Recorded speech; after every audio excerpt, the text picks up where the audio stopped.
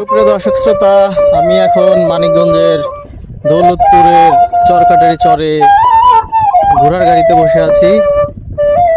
চরের মাঝে আঁকাবাঁকা কাঁচা রাস্তায়, বালিময় রাস্তায় ঘোড়ার গাড়িতে অন্য এক অনুভূতি।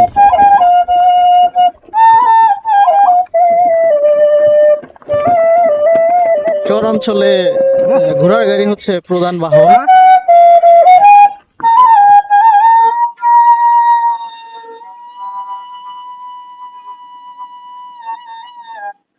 মানুষ শখ করে ঘোড়ার নাম রাখে, আপনি রাখছেন না?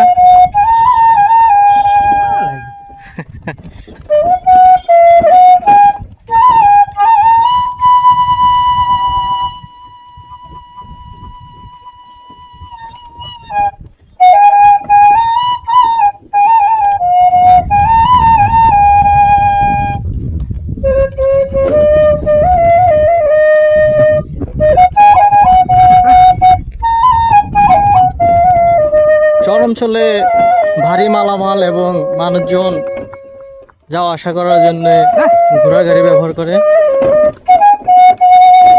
দুর্গম চরে মোটর সাইকেল এবং ঘোড়া গাড়ি ছাড়া অন্য কোনো বাহন দেখা যায় না।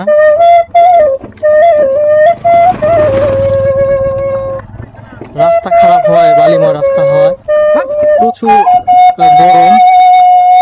এর মাঝে আমি যাচ্ছি ঘোড়ার গাড়িতে।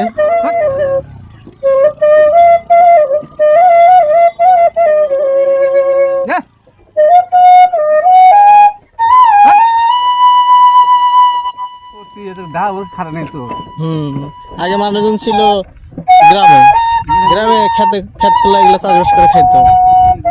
এখন হচ্ছে মানুষ শহরমুখী, সব চলে গেছে। কিছু মানুষ যারা চর গ্রাম ছাড়তে পারে না, তারা হচ্ছে করে আছে এখন।